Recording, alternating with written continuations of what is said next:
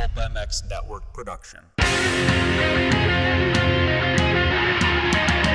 Welcome to the Troy Lee Designs and Racetech Suspension and Engines Blair Matthes Project. Yeah, everybody, welcome to another edition of the Troy Lee Designs Racetech Blair Matthes Project. We had an off week. That meant no show. Now we're back to Southwick. That means a show. Thank you for watching and listening. Really appreciate it. The numbers are great. The partners we have are fantastic, and things are going really well. So thanks again, man. Really enjoyed doing this show. It's nice to talk to a shorter ex-racer that doesn't want to argue every single point. TroyLeeDesigns.com. Please email us using the contact form on Pulp, and we'll get you a code to save with those guys. Since 1981, whether you're into moto or mountain biking, Troy Lee has you covered with high-quality helmets, apparel, protective gear. They've got their legacy rooted in custom paint and innovation, and they're the brand trusted by athletes worldwide, including one Justin Barcia, who is coming back this weekend. TroyLeeDesigns.com to check out the full range of products. Gear up for your next ride with confidence. Troy Lee Designs. Again, email us using the contact form on Pulp, and you can save some money. Also save some money at Racetech. Get your suspension done, get some motor work done, get your oil changing, the fork and the shock, get your bike working the best it can with the folks at Racetech. Privateer proven since the early 80s. Tell them you listen to the Blair Matthes Show. Tell them you listen to Pulp MX, and you can save on parts, on service, on anything from Racetech. Racetech authorized service centers all across America as well. So thank you, those guys, for coming on board. Zool's, Seat Concepts, Maxxis, Decal Works, Stomp Grip, A-Stars, ASV Levers, Firepower, all on board. We'll tell you more about them later. Producing the show is one Kellen the Fraud Brower. And my co-host, he's Arena Cross regional champion. Saw him on TV for a while. Now he's at Club MX, the Daniel Blair. What's up, DB? What's up, Steve? Just want to point out for everyone that's listening to the audio, you don't get to see this, but Steve got a nice fresh haircut, and word has it that the new kids on the block are at the Sphere, I believe, right? Are they Sphere residency? No, Sphere. They're not good enough for the Sphere. Backstreet Boys going to be in the Sphere. Got it, but they're there for a residency. Pookie is fired up. Steve's feeling insecure. He got a nice fresh cut. He's looking good to just keep the home life solid while the new kids are in town, huh? Yeah, and also breaking news, the new kids on the block aren't kids anymore.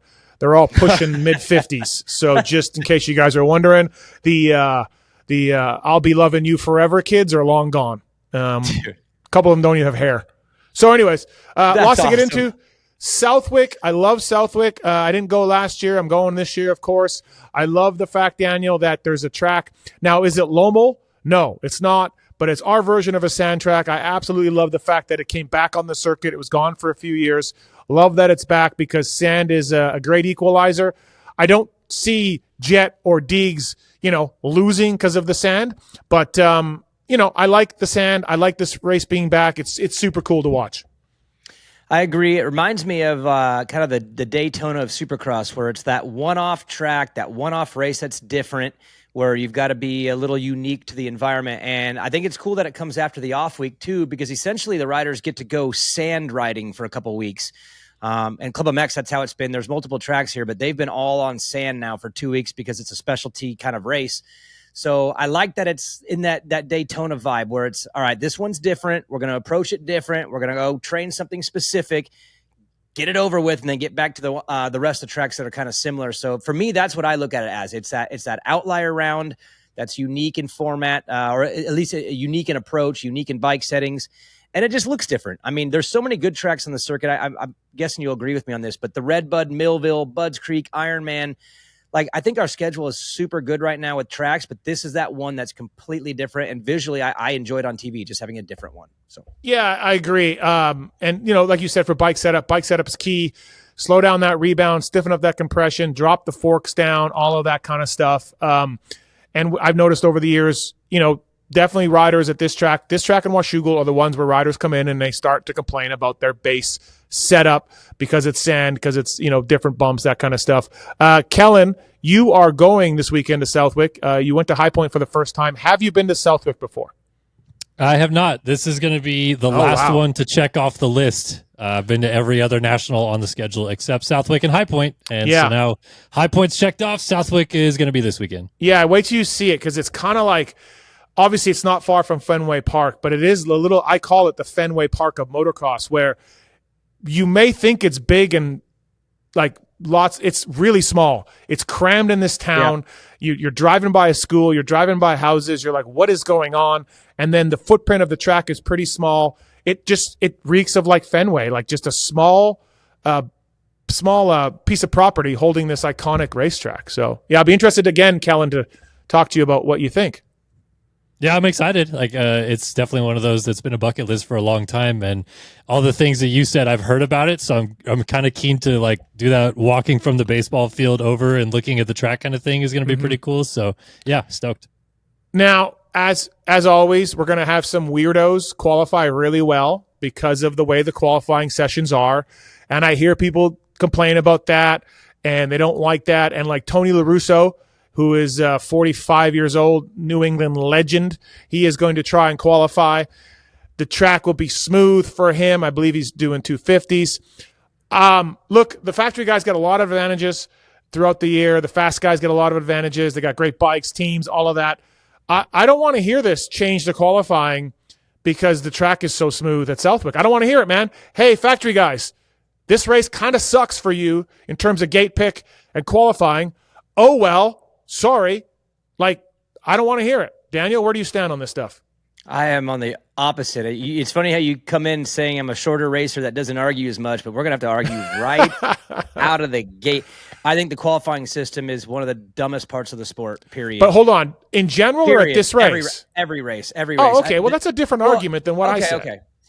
And I get what you're saying, and I agree with you on the factory side. What I don't like right now is the sport is so deep right now in talent. I think we're in a really good chapter of depth, and there are guys in the 250 class at least that are 12th to 15th in the second session, which is closer to reality, but they're qualifying 25th and barely even. I mean, Parker Ross didn't even get in at Hangtown until the LCQ, and then got a 10th in a moto because the 250B group was lights out, wide open around a smooth track, and so just in general, I won't go down the Southwick argument, but just in general, I think the first qualifying session should not be timed or should not count. I think it's on the list for me, probably second or third dumbest things in the sport. So, but what if you got a bike problem? Then you don't make it at all because your second qualifier, you got your bike problem, and the first time doesn't stand or anything. Like, or you crash early one, and like I get it, and I hate that for that person, but to create a system that maybe kind of sort of helps the one rare incident, but then screws over like everybody else every single week. To me, I side on that. If that happens, go to the LCQ. But guys that are ripping top 20 dudes should not be going to LCQs because 12 guys in 250B practice get a brand new track. That to me is just makes no sense. Zero. Well, sense. Listen, I'm saying like, I think it's fine that these 250 guys that are ripping get a clean track. I think it's fine. It's not fair. It's not real. Well, it's just the times are 2 to 3 seconds slower in the second session, which is closer to the racetrack, and so that's more of a real racetrack. And a brand new smooth track, dude, you get me on the right. No, actually, I shouldn't go down that road because I wouldn't qualify anyways. But I'm just saying there are guys that probably aren't moto worthy yet in their trajectory in their careers that are sneaking in because of a smooth track, and then you've got guys like Parker Ross going to the LCQ at his hometown race because 15 dudes beat him in the first session when the track was brand new, and then he goes out and get 10th in the moto. Hey, go faster, Parker. Go faster. I don't know, okay, what form of motorsport, like top level world class motorsport, has one qualifying session? Can you name any that like, hey guys, this is it, good luck? Like, wait, what? There's not one. They have an LCQ, so there's 3. Right now there's 3. It should be 2. Should be a free practice, a qualifier, and an LCQ for a guy who has an issue. But that second qualifier should be the one. It's the most realistic. It's the most real track. That's what they're going and racing on. So I disagree. Yes. I disagree. Hey, factory guys, listen, stuff it, man. Scotty Sotil. Was that his name, Kellen? Scottil? Mike, I believe is his first name. His name was Scotty. It's okay. Well, listen, Scotty, congrats on getting pole position that one year. That's awesome. Dude, good job. Way to stick it to the factory guys. Southwick is the one, man. Oh my God. Someone's getting first gate pick and they're going up there going, oh my God, I'm going to be in between. Like, because I think 450s are maybe first. Is it 450s are first this week? I haven't heard actually. But anyway, say it's 450, dude. You're going to have some local dude from Massachusetts sitting in between Eli and That's great. Going, oh That's my great. God. I think that's kind of fun and unique, but I also think guys that are good guys that are traveling the tour, They get screwed by the qualifying thing every single week. And I mean, look at Jack Chambers, dude. Jack Chambers is having a race for his life every LCQ just to get into these damn things because he doesn't get the freeway track. So I feel bad for Jack. I don't. Jack's got a facility all to himself. These parents seem god-awful rich. Jack Chambers is fine. Just go faster, right. Jack. He's a great rider. You got 36 spots. 36 spots, guys. Deep right now, dude. It's loaded back to 30. It is to 30th. Anyways, agree to disagree. Keller, lots of talk about the Coonins possibly coming. I heard early on that it really wasn't going to happen, and it's not going to happen. But Kellen, where does the Coonan brothers fit in? Do you think if they did show up at Southwick, what are their range? They're both pretty wide, I would say. Maybe Lucas less so. I think Lucas is pretty easily right into that top 5 mix that we've been seeing all year long, especially on a sand track. I don't know about winning, but close, maybe. I think Sasha would be whole shot and or cartwheel. Like he would be really, really fast up front, battling those guys, and be over the bars sooner than we think. Or he would just slot into like a 5th place spot. I think that there's 2 extremes with him. I think both, man. Flip a coin, like either the biggest cartwheel we've seen all year or like a podium for both. When those 2 don't crash, they are phenomenal. But they do send pretty. Actually, the Lucas is the 451, right, Kellen? Yes. He's cleaned it up big time for sure. But the other one, Sasha, man, he is whole sometimes. It's pretty. Kellen and JT have a spirited debate about this in some group text I'm in about these brothers. It's quite something. About where they would sit, because I agree. Just inside the top 5 for both, for sure. JT likes to argue, so now he's arguing with Kellen about them. But so by the way, speaking of that, speaking of qualifying, I had someone that is pretty important in the sport call me a few weeks ago or a week ago. They're thinking that maybe they start running qualifying because there are so many guys, right? They're capping these entries for nationals. There's local guys that aren't getting in. People are signing up. Like anybody who says the nationals are dead is full of shit. There's riders. This thing's capped all the time. And they're thinking about maybe running qualifying on Friday, getting the field set for Saturday so the track can stay better. They can more manage everything, all of that, running qualify. Like you'll get seated in if you're top 10 or top 50, top 20, whatever. And then you have to qualify on Saturday. Or Friday, sorry. Steve, back in my day, my day too. When I did the outdoors back in those the 2 years I did it, it was Sunday racing, but they had the Saturday qualifying and daytime qualifiers just to get into Sunday's practice and qualifiers. You had to qualify twice from the gate. And I know that's a lot of work, and I get it and all, but that was sick times, man. Like the top 10 were seated into the motos, and you had to qualify your way through a couple different times, and they were stressful, and it was good racing. I understand the numbers. Maybe, I don't know how the numbers look compared to then, but I liked it back then. I mean, did you like that format, or maybe was it harder from the mechanic side? Because I know it's when you were wrenching, but definitely harder when I was a mechanic. Yeah. I love that, but that's also Supercross days when they had daytime qualifying too, just to get into the night pro. I mean, it was a different world back then, and the qualifying times thing, I don't like as much. And if we're gonna do it that way, then do it in a way that at least makes it somewhat fair. That's all I'm saying. Because if not, these guys should line up if they could staff it. Poor Scotty Statiel. Poor Scotty. Daniel says, "Go screw yourself. Take your moment of glory away, all you NESC guys." This is a more important question, DB. Southwick this weekend, and this is a hot topic in the NESC guys. Were you a Dowd guy or were you a Henry guy? Which guy were you growing up? Because they're legends. They both won the damn race. They've got championships. Which guy were you? So I was a Henry guy. I mean, for me, it's 1A, 1B. I actually liked both. I liked Dowdy a lot too, but I liked Henry because, correct me if I'm wrong, but I think him and McGrath and maybe Lammy were all Honda teammates wearing Fox and that gear. It's kind of that maroonish colored brown, whatever. But I had that gear, and I was on a Honda 85 at that time, or a Honda 80. They weren't 85s yet. And I had that gear. So I loved Henry, dude. I loved that whole team, but I liked Doug Henry just for that because I got to feel like I kind of looked like them for a year. So I know that's a childish way to look at it, but I was a child when I made that decision that I like Henry over Dowd. So for me, it's always been Doug, just a little bit more than John. But dude, I like both. I thought they were both legends and both really cool parts of the sport. So. Yeah, it's funny because they weren't the tightest of friends when they raced. There was a bit of a rivalry there. They had different cliques that were hanging out with each other. When you talk to Treadwell and KJ and these guys that and different people. I was a Dowd guy, just because his story is remarkable. He didn't start racing till he was 16. Then he started on a CR 500, was his first race bike.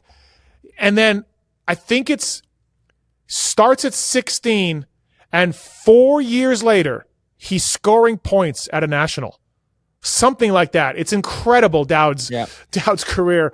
And he had to race Ricky more times than Doug. Henry's a legend too. Let's face it. He's got 2 outdoor titles. He's got a 125 Supercross title. Dowd's got a 125 Supercross title. Dowd on his day, 250 class, beating Fro, winning on a Boysen bike, all of that stuff. I just, I'm a Dowdy guy. I was standing there holding the pit board when he passed Carmichael in 98 at Southwick in 125 class. The place went bazonkers. But let's ask the fraud. Henry or Dowd? Well, we've already had this discussion recently where we discussed like who were the heroes growing up, and Henry was my first, so I have to go Henry.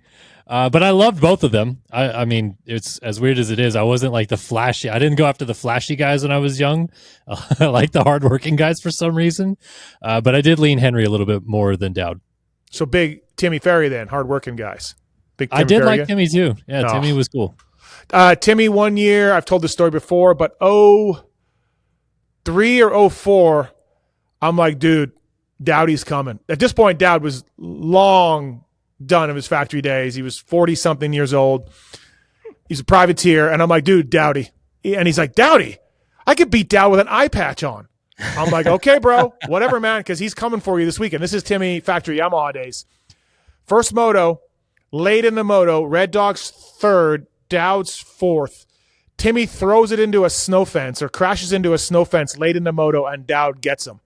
Wow. So I take a pair of his goggles from the parade lap and color in half of the lens with a Sharpie and be like, here's your eye patch, dude, because you said you could beat him with an eye patch, so maybe you need an eye patch to beat John Dowd this moto. But, Dowdy beat him that one moto. It was great. And who could forget when Dowd made the podium, too, when he was 46? Was he 46, I think? 45? I don't know. Got on Something the box. absurd. So, yeah, absolutely insane. Chance Hymas injury. We knew the news wasn't good on the Saturday at High Point. We saw the video, of him underneath the tent, and he crashed on the last lap. Caught his leg in a rut last lap. Torn ACL. I guess, Daniel, the good news is it's his good knee. It wasn't the one they surgically repaired last year. Yep. But now Hymas is right back on the hamster wheel of recovery, right back to zero. Can he come back? Absolutely, right? We've seen it before. It's a different knee. But holy shit, Daniel, you were a racer. Like, this is the stuff that's got to put you in a deep, dark hole if you're Chance Hymas. I mean, he's got a contract. He's fine. But, man, all that work, all that rehab, all the stuff behind the scenes that no one sees, and he's got to do it again. Yeah, there's a couple of tough parts to this. The first is that he didn't crash his brains out to where it's like, man, if you just wouldn't have crashed. I mean, he stuck his leg out. I don't even know exactly where on the track it happened, but you know what I mean? If you crashed your brains out doing something dumb, you could be like, all right, well, I blew it. But if it happens and you don't crash, then it's like, man, this is unbelievable. It's so unfair. But for me, the biggest concern of this, I don't think is as much physical. It's just kind of the Supercross part of this, because he hasn't had a chance to really come in with any momentum. This would be now coming into maybe his third or fourth year in a row with no momentum. He's starting all over again. And as much as we are living in the moment of motocross right now, we got to remember that Supercross is the more dominant of the two when it comes to just these riders and their hierarchy and their salaries and their position in their class.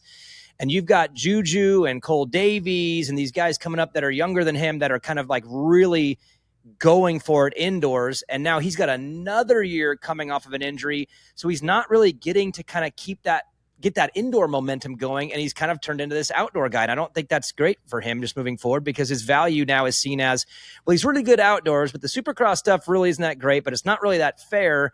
And then these young kids are coming in and bypassing him. So That's where I'm more concerned. I mean, will he come back and be strong? Yes, it's a fresh knee to start over on. I think he's going to be fine. He's a tough kid. He'll be great by next year at Paula. But this is another year coming into Supercross behind the 8 ball, dealing with another generation that's coming up, and he's now behind all of them. So can time sort this thing out for him? Totally. Is a talent there to work it out? Yes, but this is just another year where the next generation is bypassing him indoors, and that's tough. Yeah, right now with that mesh procedure that they do on ACLs, recovery is pretty short, like say 3 months, right? You look at what Jet did, 3-4 months. But, if they put that East round in January again, like they did this year at Supercross, because you can pretty much just pencil him in for East, I would think. But if they put it early, then he's, like all the things that you just said. So the schedule may be his friend. It may be his enemy, the 2026 Supercross schedule. We'll see when that drops. But, man, tough break. Really tough to deal with if you're Chance Hymas and Honda. We just wish the best for him. But, There's even strategy to be played there because, again, his first couple are going to always be a little weird. So maybe if he's back soon enough, maybe you go west and you knock out the first few and just get them done, and then you get a little bit of a break to go and like really build some momentum and then nail the second half of the series. Because this year, remember, he came in late. He got the win in the mud race, but then he pivoted out of Supercross a little early to get ready for Paula. So, I mean, they may need to look at the calendar a little bit different. I know we're going to get into Shimoda here a little bit on what's going on there, but there's just – the fact that he can't just go, man, great summer, let me go and take a week off and go have a vacation and then get right into like a really strong roll into Supercross. It's just having to play a game again. Just sucks for him. That's all. But he's still young, though. He's very young. Everyone forgets this, but he came in pretty young as a rookie. So it's not like he's in his 23-4 range yet. He's still like 20. He's not even 21 yet. So he's still really young. He's got time. Zool's bag. You see the Daniel wearing that hat. Zool's bag partnered with Ford Performance, Triumph guys, Phoenix Racing. I think we have a new Phoenix rider coming up. TJ Albright. Did I hear that? Is that a rumor? TJ Albright for Phoenix Racing. Kennard, Osborne, ZulzBagCo.com, ZULZBagCo.com. They got massive gear bags that would fit Daniel or Ricky, either one, or maybe together because they're friends. Zul's Bag Co. will fit either one of those guys into it. It's massive, but they got backpacks, they got roller bags, all of it. ZulzBagCo.com, ZULZBagCo.com. The best part is the Pulp 25 code saves you with Zul. So if you're looking for a high quality travel bag, gear bag, whatever, check those guys out. Seat Concepts as well. Factory Beta, Seat Concepts, Phoenix Racing, speaking of them, and Pro Yamaha, GNCC guys. Seat Concepts, ride the world with them. Pulp 25 code to save. If you're into dual sport stuff, Seat Concepts is the guys to have for this. They make a comfort series for those bikes that do really well, and they get the Race 2.0 for the moto guys. So thanks to Seat Concepts and Zulz, and of course, Troy Lee Designs, and also thank you to Race Tech, Maxxis Tires, of course, Jeremy McGrath. Speaking of legends, he helped develop the MXSTs for Maxxis guys. Great mountain bike tires as well. Freddie Noren, Chambers, Cade. Thanks to Cade for filling in for the LVK show, by the way. Stepped in again for our friend Big Lou, who I will address later on in this show. Maxxis.com for more information. Thank you to Maxxis guys for coming on board. Appreciate it. Use the codes to save. All right, Daniel, I got something for you, though. Well, okay. Remember how a couple weeks ago we talked about how I don't talk about rumors unless you say it first. Then when you say it, then I'm willing to green light and go. Yeah. So Albright's been out here riding at club, just so to confirm what you just said. He's okay. Out here yeah. on this. All right. Yeah. Now that you said it, I was going to say it first, but now that you said it, yeah, he's been out here on a Phoenix bike and Towers tore his knee up, and Albright's a good dude. He's a really good guy. Hopefully he can do well for those guys. Do you want to go Shimoda, Marchbanks, or Prado? Talk. You pick. We can go Prado now. I know everyone wants to know. So.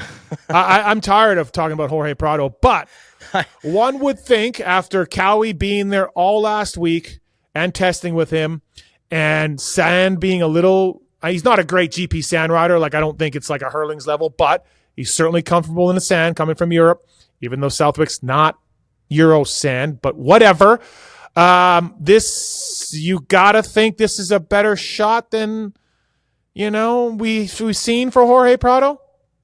I think so. And if you look at it, and if you go into the hyper details, obviously Paula and Hangtown were a little bit better than Lakewood and High Point. The first two were better than rounds 3 and 4. It actually went the wrong direction, but those two tracks I think were pretty tough if you're off in a number of different ways. And we're not going to get into the bike thing, but if he's off the bike, if the whole thing's off, those two tracks I are have pretty some thoughts on exposing. the bike.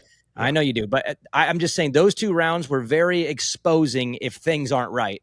This should be able to turn things back in the right direction. If you look at the run of tracks to Redbud he's been to, I feel like Millville has some Redbud vibes with the soil a little bit and the flow of things. And then Southwick, of course, leading this off. I do think he should be walking into a better run of races that should turn it back around. Now, what that means, I don't know. Does that mean it's a 7th, but he's more in the fight? 3, 4, 5, 6, 7 are all in a row. Does he get a 4th in a moto, which would break his record this year? I don't know what the number is, but I just think that it will visually and come across as, okay, that's a better version than what we've seen. And at least that starts the trend in the right direction. Because again, I've said this from the beginning, as long as the year ends with a little bit of hope, that gives you a run into next year where he gets to start a little bit over again, as long as it ends with the trajectory going that direction. So this should be the beginning, in my opinion, of a turnaround that way.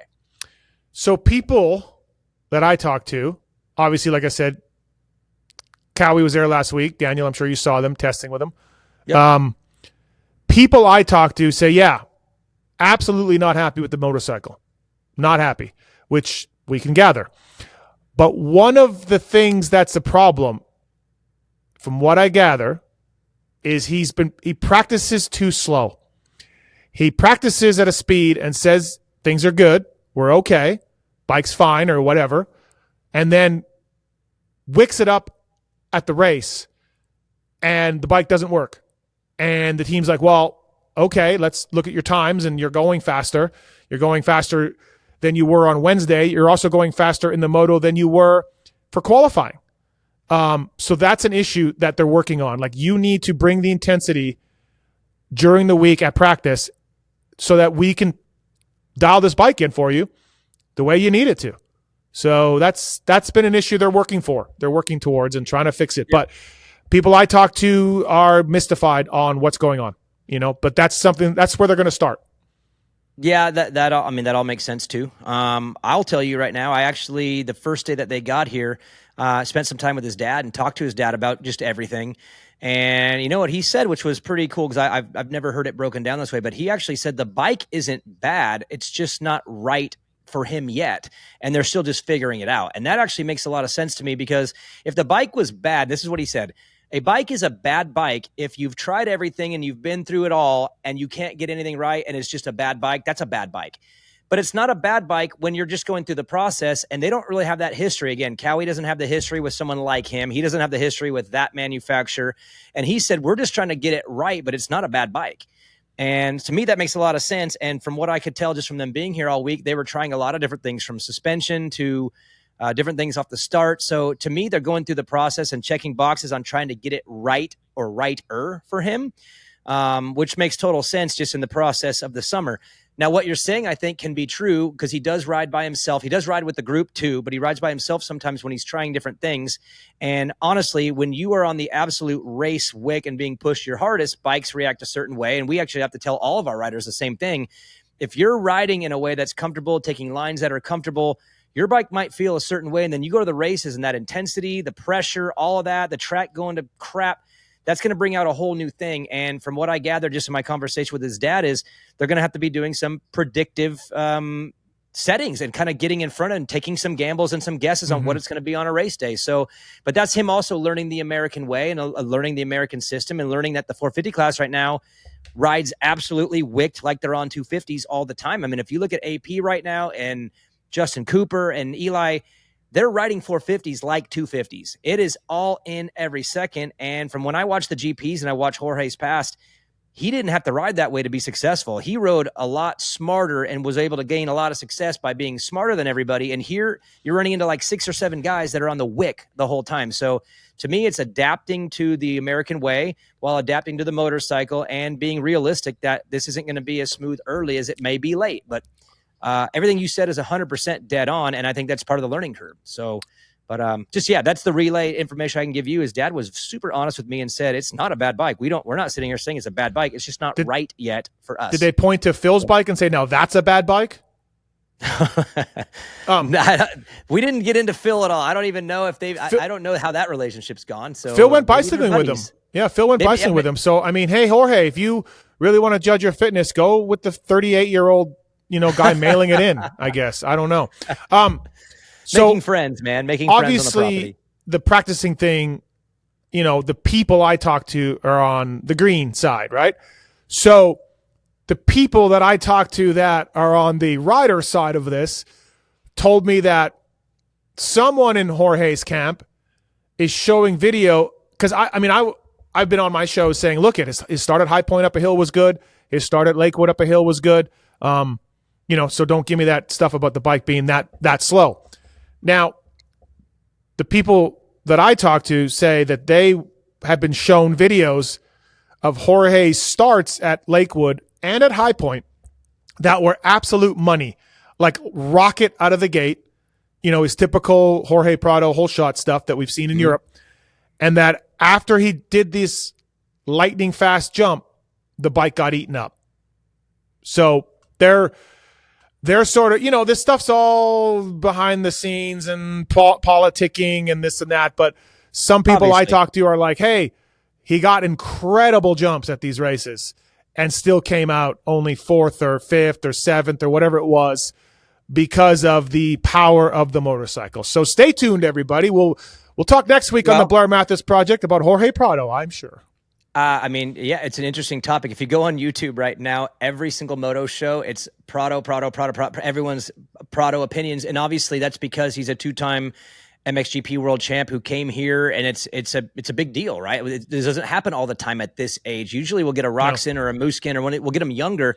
This is a unique story. That's why everyone's following along. And again, it sounds to me, but even by your conversations, by talking to maybe the riders camp and the teams camp, that both are probably making super valid points at the exact absolutely. same time. Yep. And that, to me, what that tells me is that's two groups that are learning each other right now, and the microscope is on, and that makes things very tough when the microscope's on and it's not going well. And to me, like I said, both sides, when I watch them all working together, seems super respectful. Everyone seems to like each other. It's just part of the growing pains of having someone at that resume with those high of expectations coming in this far behind and them having to learn each other. And to me, that's why from the very beginning, I've been consistent. This year is going to be a tough year of learning. And that's why I'm just watching it and judging the whole body of work at the end of the year, not week by week. But I could tell you here, but being next to it, it seems like they're making progress. And you're right. This would be a round, in my opinion, Southwick being sand and being a little bit of an outlier round where things could probably turn in a right direction. So that's what that means in the results column. I don't know, but I think this will be way better than High Point, where I believe he was 22nd or 23rd or second moto. I don't think either side is mother effing each other for all the reasons you just talked about. Even to me, because I've talked to both sides while they were here. I talked to the Cowie guys, how's it going? And they've been very honest and transparent, but none of it's been like, screw them, F them. It's been, we're learning this. And then the Prados are the same way. It's like, we're learning this. So to me, it's people learning each other in a high, intense environment. And guess what? The 450 class is nasty right now too. So it's entertaining and tougher than them than it is for us on this side. But at the same time, it's still tough if you're them right now trying to figure it out. So speaking of speaking to people, Daniel, you and I seem to be speaking to different people when it comes to Shimoda or Marchbanks for Pro Circuit. Tell us what you heard. Well, I haven't heard anything updated and new yet. The last that I had heard was that Marchbanks was waiting and hoping for this spot on Cowie to re-sign, but it was all being held up because Joe had popped in the building a few times, and they were like, well, maybe Joe's going to end up here because Honda hadn't made the decision yet. And then I heard that, oh, no, it's all done. But then I heard again, it's not all done. And that's what's still holding things up. So unless you probably have more info than I do on this because you're probably closer to those conversations. So if you have an update, I'd love to know, because as of now, what I've heard is that everything's still up in the air because Shimoda and Honda's not done. And that's what's holding up the Pro Circuit Kawasaki stuff. That's the quote I got was, it's looking really good. Really good is the words for Joe to re-sign at Honda. Okay. Yep. So that's what I heard. What I've understood is that that's a Honda call, right? Because they had a team option to extend him the other year, and is it them making the decision, or do they have to negotiate this thing? Because I always thought maybe Honda just had the right to flip it on or off. That's what I had. Usually those things are performance based, which I wouldn't think Joe would have met any of that performance, already. Which means then Honda would just have to decide whether they want to or not. Yeah, but I think the rider can turn it down. I don't know anything about that part of it, but really good was the quote I got about Joe Shimoda going back to Honda. But I do wonder about Marchbanks. He's crushing it. I put up a stat this week from our guy at PulpMX MX Reference. Marchbank's average position on the first lap is like 14.6. No one else in the top 10 is even close to that. He's been he's so far back, and he's tied for third in points. Yeah. That's hard to do in this class, is to make your way through, and he's doing it on the regular. But here's the issue, and I've heard this from the pro circuit side. The big concern is, well, that's what we're going to have to deal with forever with him, because it's not like the start's going to magically improve, because he's a bigger dude on a 250 against these little 140 pounders on these rocket so you're accepting that that's what it's going to be. But if he keeps doing that, and you put that with the 2 podiums he had in the Supercross, it's just really hard right now to think that guy ain't going to get a deal. And I'll add one more layer to this, Steve. And I'm a numbers nerd. I track the numbers all year. I like to know what guys might be next year. And based on permanent numbers and availability, right now as it stands, Marchbanks would be number 10 next year. He would be taking Hymas as 10. And to think that dude stacks all those points, could be number 10, and then somehow not have a deal, to me, it's shocking. And there's nowhere else for him to go. There is nowhere else. Hymas, that's permanent. A number, I think. Maybe Kellen can jump in. It's not permanent? Nope. I thought he asked Brayton. I thought he had to ask Brayton, or there was something with Brayton. Okay. All right. No, not permanent. One thing about Marchbanks, though, we talked about it last week on the show, or last show. Drew Adams is there. McAdoo's there. Hammaker's there. Who am I forgetting? Kitchen is there. Marchbanks is a 200, 250 a year guy.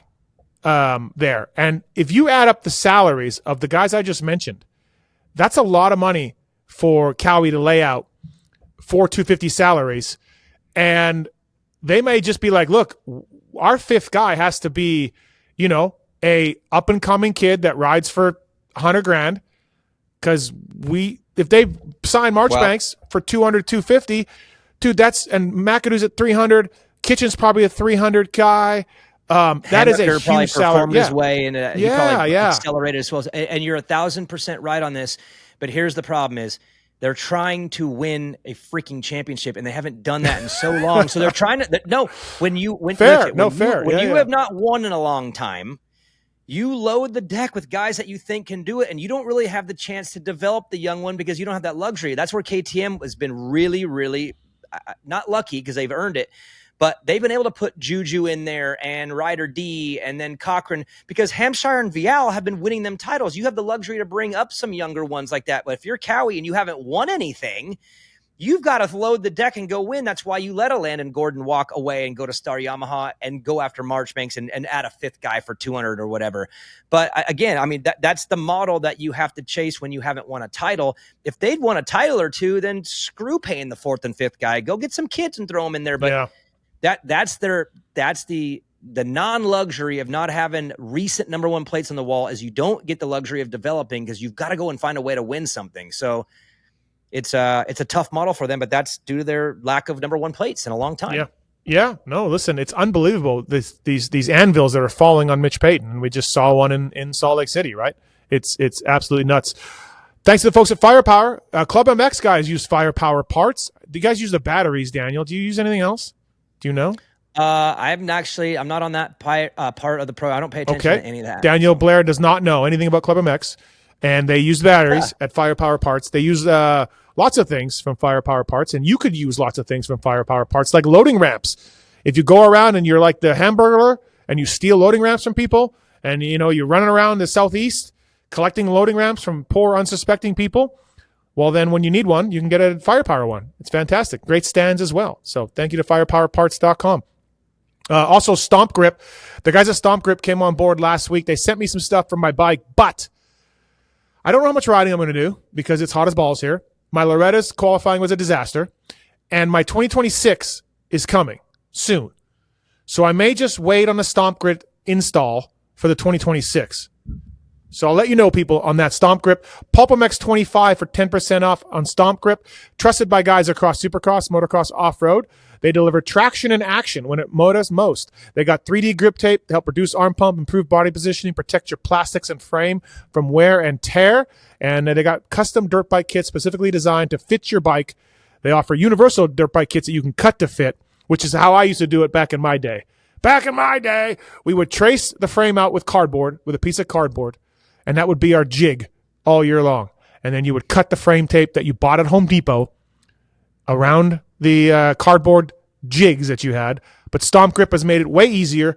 StompGrip.com, PulpMX25, the code to save, and I may be putting this on by 2026. Stay tuned for people to learn more. TLD and Race Tech is obviously, if you want a discount from Troy Lee, email us using the contact form on pulptroyleedesigns.com. And Daniel, that leads me right, and racetech.com as well. Shout out Checkers. Shout out Kellen's got a new show, and he had Casey Cochran on, and then Cochran has been crushing it. And then now his latest show, Gamer Corner, features Grant Harlan. So now, Kellen, Grant Harlan has to step up and get a podium to justify his appearance on your show. I'm trying to be the opposite of the PulpMX dinner curse. I'm just hoping that people come on and come in studio and I take them to victory instead of leave them on a stretcher. Fair. What's the show? What is the show? It's called Gaming with the Pros. And yes, episode 2 with Grant Harlan, now available on your favorite podcast app or on Start Your Systems on YouTube. All right. Okay. Well, we'll see if Harlan can get the Casey Cochran bump, but check that out. And then also obviously Daniel Blair's YouTube channel. Check that out as well. And then, speaking of Troy Lee Designs, Justin Barcia is back. I texted him like 2 weeks ago and said, hey man, you're back riding. Let me know when you're coming back, or when are you coming back? I said, when are you coming back? And he wrote back, too early to tell, just started. I'll let you know. Do you think he let me know? He didn't let me know. He didn't text me. But Bam's back for Southwick. Look, he's a NASC legend, a local kid, made his name at Southwick. So where, Daniel, do you see the 51 slotting in? Ooh, that's a good question, because to me, I think the top 5 are somewhat solidified. Don't you agree? You got I Eli, don't see him there. You got your Hunter, J. Coop, AP block of 5. I feel pretty comfortable there. Then you've got your RJ, Cooper Webb, Prado would be in this, Anderson would be in this, Cody Schock has kind of entered this little world in the last 2 weeks. So I see him in that for sure, and possibly maybe at the front of that group. I mean, depending on how strong he is, because I know that he was back on the bike right around the Paula time, but it wasn't like he wasn't being able to push all the way. It was pretty gentle, I believe, at first. This is when we were communicating with him a little bit. So he's actually had a decent amount of time to ride, and if he's deciding Southwick, it's because A, he feels ready, B, he probably likes it. And so maybe this weekend would be maybe the better of the next 3 or 4 rounds, and I could see him maybe in that six spot. Southwick's good for him. I think you're right. Better than that group 2, the top of that group 2 possibly. Yeah. I think he races with RJ and he races with Coop, and he could beat him. Do you agree, Kellen? Yeah, no, I was going to echo Blair's sentiments. I think I put him right in that group pretty much right away, with the ability to get even better than that. But I just don't know how locked in he's going to be at this first round back. Southwick is a good track for him, but I don't necessarily think he comes back firing on all cylinders. That's just me. But I think in a couple weeks he's going to be, maybe at the front of that group, like you said. He's pretty frustrated.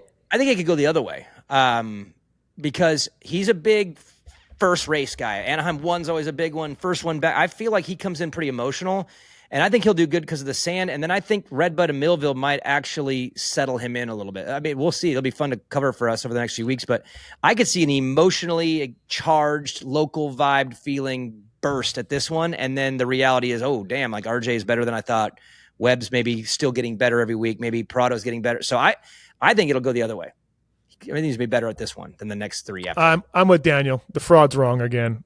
He's good at Southwick. He's really good. I am interested to see though. Like he wasn't happy with his bike in Supercross, so let's see where he's at Southwick. If we talk to him after the race, Kellen, ask him about his bike a little bit and see if he's happier with it outdoors than indoors. Sometimes that happens. So we think he'll be switching teams next year. We think he goes to Ducati, but not exactly sure. Injuries. We spoke of Chance Hymas, but Drew Adams and Caden Minear. Minear's out for the year with that thumb, that wrestler's thumb they call it, which is what Tomac did and Jet did and everything else. Yeah, I'm just going to have to say something just to be a little on the blunt side here. But I think they really miscalculated what they did with him this summer. And that's just me. This is personal for me, obviously. I'm very close with that family. This is obviously just my opinion. But They had him do his 2 or 3, whatever they're going to, the trial rides before Loretta's, and they started at Thunder Valley, and they did Thunder Valley and High Point. Well, I don't know if they don't know his history well enough, but that kid is a sand killer. He is phenomenal in sand. He's from Western Australia. That's what he grew up on. He actually had to get better at the other stuff over the last year or two. But he has been great at sand since he was like 14 on a 250. And if they would have waited and had him do his 2 freebie rounds or 3 freebie rounds before Loretta's and started at Southwick, I'll be straight up. I think he would have got a top 5, maybe a top 7, but could have got a top 5 in the sand. He's that good in sand. And instead, he did the 2 before that. And at one of them, hurt his thumb, and now he's out for the rest of the year. So he didn't get to showcase himself on where he's really, really good. And I think they should have just calculated their entries with him better. And so I'm not trying to take a shot. Again, I'm less of a star hater these days, as Will Hahn has made his way there. And I love Will, so I got to be nice. But if it was me, I would have waited and had him race Southwick as his first one. He would have debuted. He would have blown everyone's doors off in qualifying, Steve, like you like, and then he probably gets top 5 at his very first national, and it would have looked like a big win for the team and for the kid. And instead, they chose the wrong rounds to come back on or to start on. So it was just a mistake on their part, I think. And I get all these kids mixed up, but didn't he get hurt last year also? This is 2 injuries in 2 years. Weren't we waiting on him from an injury? He got hurt. He broke his collarbone right before Futures. That's all. He didn't get to do Futures. That was it. Okay. All right. Yeah. And this one happened actually in qualifying at High Point, and he raced with this injury at High Point, both motos. So he did pretty good injured.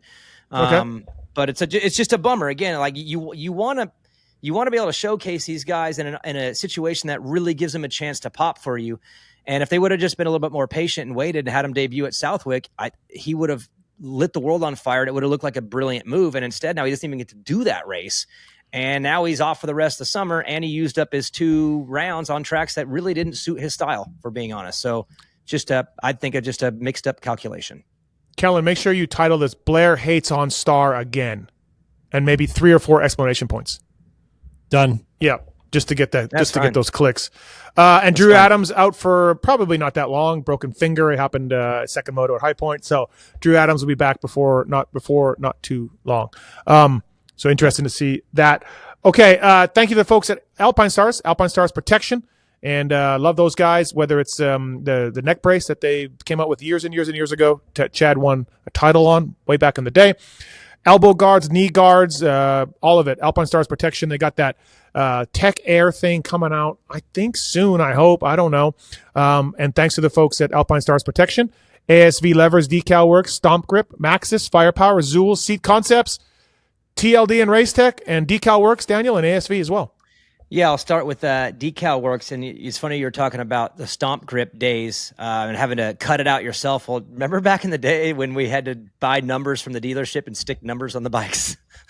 Before graphics, like pre-printed graphics with sick fonts and all that. Like, dude, I remember I look at old photos and it's like the dirt digit numbers or whatever you would buy at the dealership, and you would just stick them on. And if you made one of them a little bit crooked, the bike would look so stupid. But anyways, that was the old days. The new days, the current days, Decal Works' mission is to cater to those who love to ride, upholding the true definition of quality, service, and knowledge. Visit decalmx.com and use promo code PulpMX25 to get 20% off of your custom graphics.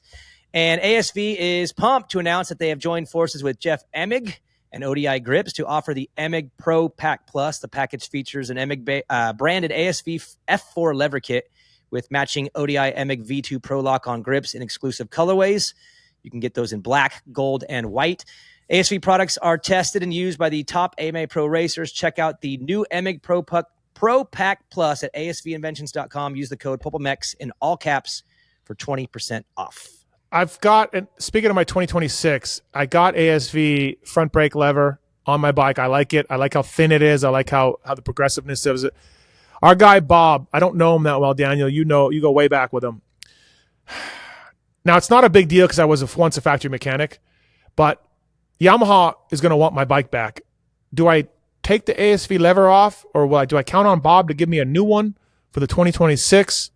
What do I do? I think you let those ones go with the bike and you get some freshies, Bob. Okay. In fact, and what you should do too is just ask Bob if you'd like to try a couple, because Bob would probably send you a few different versions to try.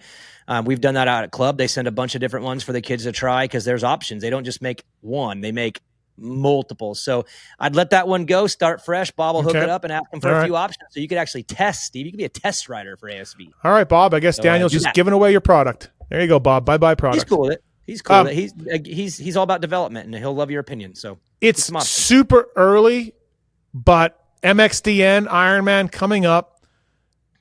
Kellen and Daniel, give me your early picks right now for Team USA. Your early picks. Daniel, go first. Well, first I want to go off of yours because your tweet said that you believe that Sexton and Eli, if chosen, would be able to stick around for an extra week, maybe work their contracts and allow it to happen. And I just don't know if I agree, unless you have insight that says that's already been approved. But I could see, I mean, Chase isn't even riding now, and he's riding. No, he's riding. He's not racing. He's riding, he ain't racing, whatever. Well, I don't even want to get to that. I guess what I'm saying is I don't see how he's going to want to stick around for another week, even though it is at Ironman. He's great there. And then Eli, too, I'm guessing they're going to want to get a head start. And I just feel like both of them are moving on under not like the happiest of all terms. They're not mad, I don't think, at the past team that's about to be the past team. But it doesn't seem like, let's just extend this thing. So for me, I've written them off unless something weird happens there. And I would just go AP, J. Coop, and the Deegs. And there's my 1, 2, 3. So. Okay, Kellen? I mean, if that's the reality with those guys, then yeah, that's the next best option. But the dream team for sure is Tomac, Sexton, and Deegs. Like if can somehow make that work, get them out there. I think that's explain yourself, Steve. Then, because that is the team for sure. It's easy pick if that is possible. So I was going to ask you, Daniel, are you of the belief, and I think Kellen and I are you of the belief that when Chase comes back at Redbud, that he instantly runs in top 3, Hunter, battles AP, beats AP and J. Coop more than they beat him? Because I am. More, yes, but this is going to be he's going to be dealing with the best version of them he's ever faced. And unless he comes back absolutely fired up and on fire or whatever, then he's going to be, I think, dealing with them more than he's used to. Yes, he's better than I put him in the to me, the hierarchy is Jets number 1, and then Eli's your number 2, and then J. Coop, AP, and Hunter are 3, 4, 5. Mix them up based on the moto. He's better than that. I put him right around Eli, where he could jack with Jet a little bit, but he's also going to have to deal with those 3 because Eli's dealing with those 3 too. Yeah, no, so it ain't going to be easy for him though. He ain't going to walk him every moto, I don't think. I took some heat in the YouTube comments, which I'm not really worried about, but I put Eli kind of in the mix with those guys. I don't put him as a separator right now. Now, if someone did, like you just did, Daniel, I can't argue that. That's great. That's a solid opinion. But I don't see Eli just going 2-2-2-2 ahead of the group of other guys. They're in the mix. It hasn't happened. He hasn't he hasn't been able to. Right. Because there's always one moto that's not like the other. So you're right. One moto he's with them, if not behind them, and then the next moto he can blow their doors off. So he can do it. But you guys don't think at Ironman in America, because Ironman's in America, by the way, they don't stay with their teams to ride for Team USA? I mean, Eli saved the team last year, rode his balls off with no prep. He seems like a very patriotic step up for Team USA kind of guy. And the Yamaha's working fine. And then Chase, if he comes back, like I see this as, honestly, I see it as a no-brainer. Both will stay with their teams to ride the MXDN. I agree with you that I feel like the teams would probably be okay with it. The riders would probably be okay with it, but they still have to get together after the decision is made that's them and work out the details. And as we've seen before, these details aren't always easy to work out. Yes, it's in the U.S. That makes it a lot easier, but the details are easy in America. The details are easy in America. It's not just their teams, again, because if KTM has got Eli, then they have to agree to this too, because now they're not taking Eli on October 1st, which is typical, and Cowie's not taking Chase on October 1st, which is typical. It's 1 week. I know, but everyone has to agree. That's what I'm saying is, and everyone has to agree, and everyone will agree. Everyone will agree. It'll happen. It'll happen. Okay. And if they don't go, then AP and J. Coop. There we go. And that's why. And that's, to me, again, we're probably making more than this. It's my fault. My apologies. If everyone agrees, then yes, it's Eli and Chase, no problem. But if there's any bit of weirdness and friction to this whole deal, again, KTM's on 2 sides of this. They got an Eli coming in and a Chase leaving. If there's any weirdness to this, then J. Coop and AP are the easy picks. There's no debate. It's just run. In fact, what's weird though? Never mind. I don't even want to go here and just piss the fans off. So just move on. Never mind. I have a quick question for you, Steve, because I wasn't around for this, so you will know more about this than me. The last time I can think of this happening is, on U.S. soil, going to different team. Was Andrew Short, Thunder Valley 2010, going to Red Bull KTM the next year? Was that the same thing? Like Honda let him have an extra week of rope to ride the bike? Yeah. Wasn't a problem. That's Shorty and AP. There's a lot. Shorty and Honda. But I'm just saying this one is way weirder because the Chase KTM relationship is very weird. The Eli's frustration with Yamaha over not keeping him is very weird. I'm just saying there's more tension in these groups right now than typical. Oh yeah, good. Have a good time on your way out. Like it's a little bit more of a weird situation. You're right. It is a little bit more weird for sure. But from people I talk to, people that have boots on the ground, the KTM Chase is happier. I don't even want to say it, but that's true. I did hear that he was very excited about his bike, the changes they made, and he's ready to go. That leads me to my next topic here, and then we'll go into the fantasy after that. Can I make it weird really quickly? Can I make it weird? Yeah. I got to do it. Yeah. I have to do this just to weird it up. Okay. If one of those two situations didn't work out and we only got Eli and Chase, okay? We only got, or say both are out. Would you guys consider at all having Deegan go on a 450 and bringing in a different 250 rider? Would you consider that at all? Like Cooper Webb did. Remember, Cooper had to go up right after he won his 250 title. He went right to the 450. Would you guys consider that at all? Or is that a no-brainer, no way, just leave it alone? He's too good on the 250. Yeah, if he wasn't that dominant, then sure. If there was like a guy pressuring him for this title, then sure, put him on a 450 and let the guy that was pressuring him, American rider. If him and Kitchen were going back and forth every week, then maybe you do it. Yeah. But because he's killing, you leave it. And I agree with that. I had to throw it out there because it's happened before where the 250 champ wins and goes up and races 450. And it's happened before with a similar type guy. So listen, I've been advocating that for years. Team USA went through 8 years of not winning, and I was like, why don't they put a 250 guy on a 450? Other countries do it. America did it back in the day, and they won races with DeCoster, in the 80s and 90s. Moving a guy up to the big bike was something that was accepted, and for forever, USA was getting their ass kicked at this race and making no changes, changing nothing, just banging their head against the wall, making the exact same decisions. And I was like, wait, can we maybe think about doing some different decisions? But I mean, look, they won, so it's all good, and they probably will win Ironman, I would think. And we are the most stacked in American talent right now as far as sending a roster. I mean, AP and Jacob are riding like this, and they would be out because of Eli and Chase's existence. Dude, the only thing is AP's Desnations rides. AP's Desnations rides. Yikes. Ironman. Yikes. Ironman though. Ironman is good. You're right. You're right. And Jay Coops.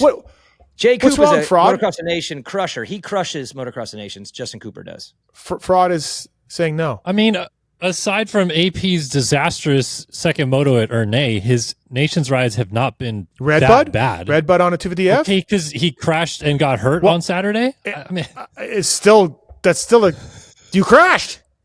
He was good last year. Like, I don't think that you can look at his results last year and be he was good last year. Not great. Good. But that's all you really need. They almost won with those good results. Okay, well, I got 2 races where he kind of didn't do that well. You got one that he did good. Okay, great. Okay, so say one of Chase and Eli can't go. Who are you putting in, Jay Coop or AP then, Steve? Nah, I think you got to just go whoever beats who in the points. Just to make it fair. Just, hey, if you're, Jay Coop's ahead, AP's. I was hoping to make you pick one and then have to face him this weekend in the pits. No. That's all. But you didn't take the bait. All right, so Sexton, we talked about him. He's coming back at Red Bud.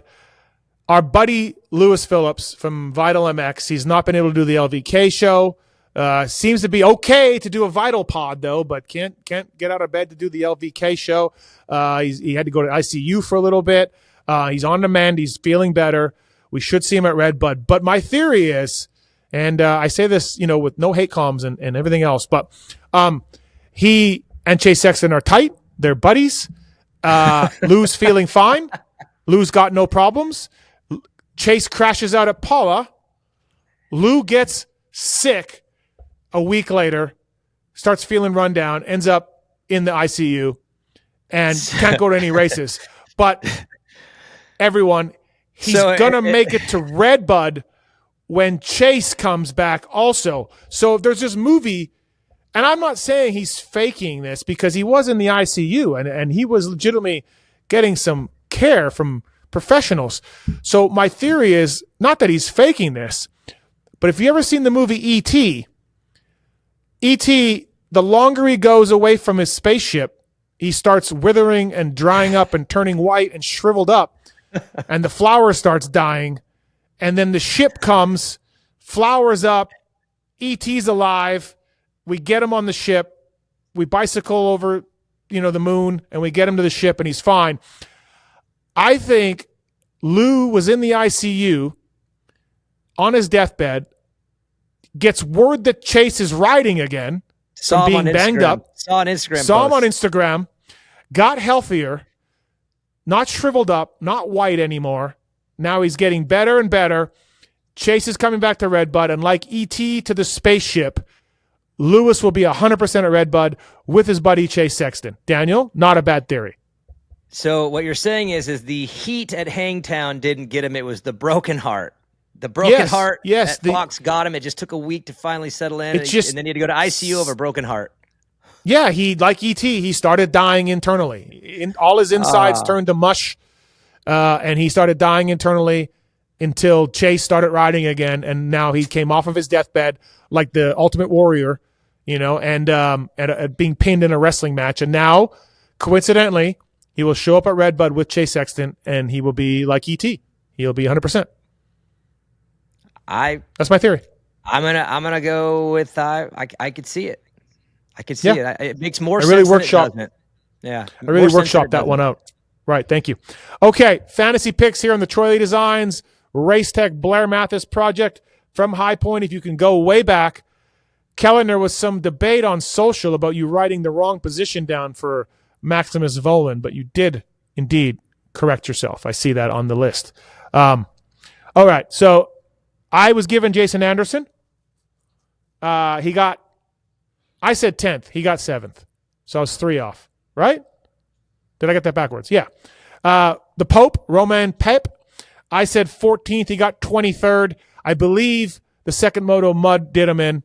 I was right around. I was looking really good, but I was off by 9 on that. Off by 3 on Jason Anderson. Max Volan, I said 9th. He got 12th. 3 off on that one. Took a rock to the lips, got some stitches and stuff, I guess. So I was only 3 off considering that. Not too bad. And then Ryder D, I said 13th. He got 16th, so I was 3 off on that one. So I had a score of 18 for 4 riders. Daniel, Joey Savacci, you said 8th. He got 6th, season best for Joe Dog. So you're 2 off on there. Mitchell Harrison, you said 20th. He got 13th, another season best for Mitchell Harrison. So you were 7 off there.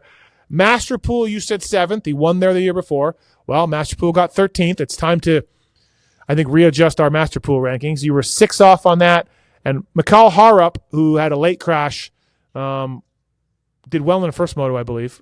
And then you said 6th. He got 11th. That's 5 off. So, yeah, I put some more points on you. Again, 74 off to your 90 right now. So I'm a 16 ahead with 4 rounds down. And, once again, I'm ruling the Blair Matthes Project Fantasy. Props to me. My bike is slow. I don't like the way it handles. And I'm just simple as that. Okay. All right. I saw photos of your jump. Your jump was great, but then it went sideways from there. Yeah. I've fallen off the last few. That's for sure. All right. The fraud will make his picks for us for Southwick. Here we go.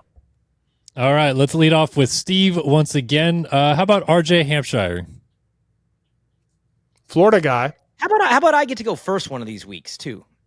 You want to go first? Yeah, because I always have to. My picks are always reactive to what he does. Let me go first, so I don't have to go off of something. Okay. All right. Okay. We will play the game as decreed by Mr. Blair. Steve, you can spend another 5 minutes thinking about Hampshire. Yeah, watch this. All right, DB, leading off with you, Justin Cooper. Then 4. All right, 4th, Benoit Paterel. Is he good in sand? What kind of Euro is he? Which kind? Well, French. So he's good at Supercross? Because, crap. 14th. All right, 250 class, Jalik Swoll. 11. 11th. And Seth Hamaker. 6. 6th. All right. Easily enough. Now Steve gets to react to everything you just said. All right, RJ. Back to Steve again. RJ Hampshire. Florida guy, Sand's good for him. He's done well there before, but that top 5 group is good. So let's just go another 6th. 6 for Hampshire. How about Hari Kulas? Hari! Hari rode well at High Point, maybe turning things around. 14th. Good pick. He's been ripping here the last 2 weeks, too. So, good pick. Let's go with another foreigner in the 250 class, Mikkel Harup. What kind of Euro is he? 8. Is he good in band? He's Danish. 8. And finally signs of life, Nate Thrasher. Oh, wow. Yeah. Dude, yeah. This window is huge. Yeah. There we go. About damn time, Kellen. I said that his high point was okay because, he dropped back at both motos, but at least you saw that he was alive and fighting. And Weege was like, no factory rider should ever hole shot and go to 10th. And that's also a fair point. That's also a fair point. Take what you can get at this point. I know, right? Like, Jesus, Weege. Oh, man. I got to go like 14th. All right. Yep. There we go. That might be my way back in this thing. Yeah, that could go either way. You could get a 6th easy. It's Nate Thrasher. Buckle up. Enjoy the ride. Yep. All right. Thanks for the sponsors. Thanks to you people for watching and listening. Use the codes to save. Really appreciate it. Thanks to the Fraud for his good work in this. And he's going to Southwick this weekend. And then Blair, myself, Kellen, Wygant, and one of his kids, we're going to Fenway Park on Sunday to watch a baseball game. Nice. Should be a good time. Yeah. There's a cool little restaurant in the outfield area. I don't know if you've been there before, but there's a cool little restaurant that's in the outfield. That looks out on the field. Out on the field. Yeah, I saw that. Super rad. Yeah. That place is pretty neat. We'll look forward to talk maybe next week with some Fenway Park thoughts from the Fraud. But yeah, thank you to Troy Lee. Thank you to Race Tech. Thanks to all of our guys. Daniel, thank you. Kellen, thank you. I'm Steve Matthes. Thanks, everybody.